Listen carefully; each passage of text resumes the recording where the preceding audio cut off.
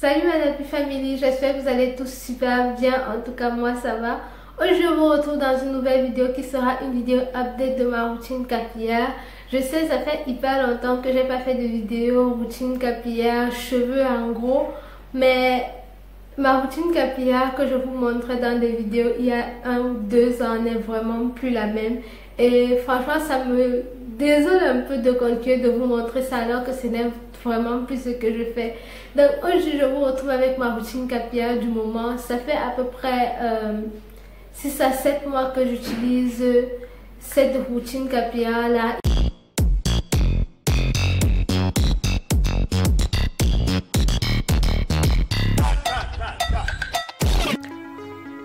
Ma routine commence toujours avec de l'eau. Donc la première étape c'est mouiller mes cheveux. Parce qu'on le sait toutes. Et pour celles qui ne savaient pas, ne travaillez jamais sur vos cheveux crépus sans les avoir mouillés au préalable. Sinon vous aurez seulement la casse. Et la casse sera vraiment phénoménale.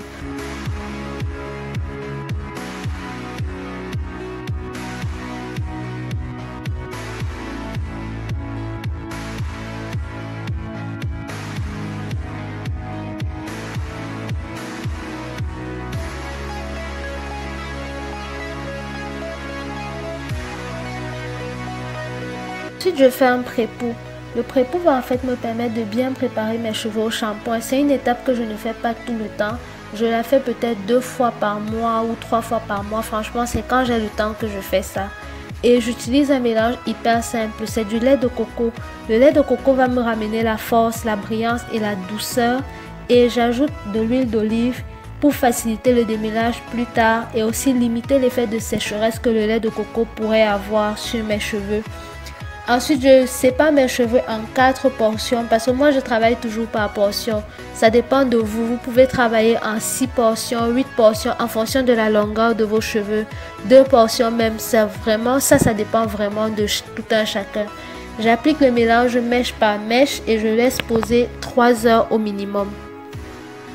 Après les 3 heures passées, je rince mes cheveux et je démêle avec mes doigts. Je passe ensuite au shampoing. J'utilise en ce moment le shampoing solide de la marque Amazing Fro.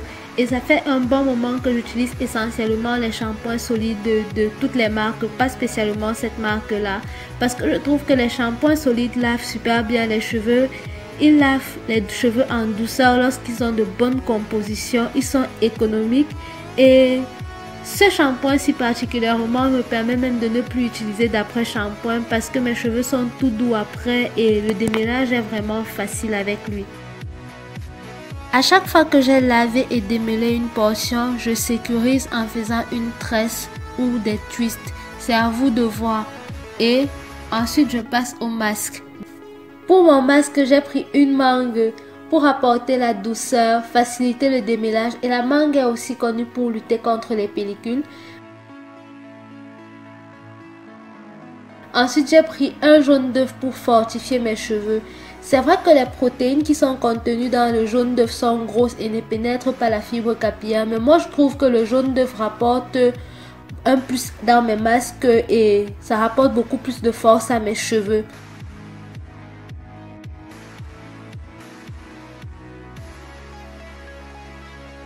Ensuite, j'ai pris le jus d'un citron. Mon citron était d'ailleurs plus très frais. Le citron pour favoriser la brillance de mes cheveux, assainir mon cuir chevelu également. Ensuite, j'ai rajouté du lait de coco pour l'hydratation et la brillance.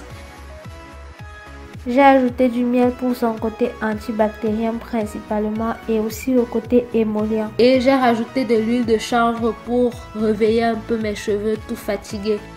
J'ai ensuite rajouté de la protéine de soie. C'est une petite protéine qui elle va pouvoir pénétrer les cuticules et donc favoriser la rétention d'eau et va éviter le dessèchement des cheveux. Enfin, j'ai rajouté de l'huile d'olive pour avoir plus d'éclat, pour nourrir mes cheveux et la poudre de brahmi qui va venir épaissir mes cheveux fins. Le masque que je voulais faire était principalement pour redonner de la vie à mes cheveux. C'est pour ça que j'ai choisi plein d'ingrédients qui étaient censés leur redonner plus d'éclat. Et j'ai laissé poser pendant 1 heure de temps, puis j'ai rincé. Après mon rinçage à l'eau du robinet pour enlever les résidus parce que oui, je n'ai pas pensé qu'il fallait filtrer mon masque. D'ailleurs, si vous refaites ce masque, soit vous mixez hyper bien, soit vous filtrez avant d'appliquer sur vos cheveux pour ne pas avoir de gros résidus. J'ai fait un rinçage avec une infusion de romarin. Le romarin est antipelliculaire. Il va également activer la circulation sanguine au niveau du cuir chevelu. Dans mon infusion, il y avait également du clou de girofle qui va venir agir au niveau de la chute, de la casse. Et j'ai rajouté le jus d'un demi-citron qui va venir enlever les dépôts de calcaire que l'eau pourrait avoir laissé. Et tout ça dans le but d'obtenir encore plus de brillance. Petit détail, cette vidéo ne sera pas complète, il n'y aura pas la partie hydratation parce que j'utilise une technique différente pour sceller mon hydratation. Avant, je pouvais maintenir mon hydratation 3 à 5 jours. Mais maintenant, avec cette technique-là, je peux la maintenir facilement 10 jours, parfois même 2 semaines. Je ne vous conseille pas de faire ça 2 semaines, mais moi parfois j'ai la flemme. Donc forcément, je vais vous faire une vidéo qui va juste parler de l'hydratation plus tard.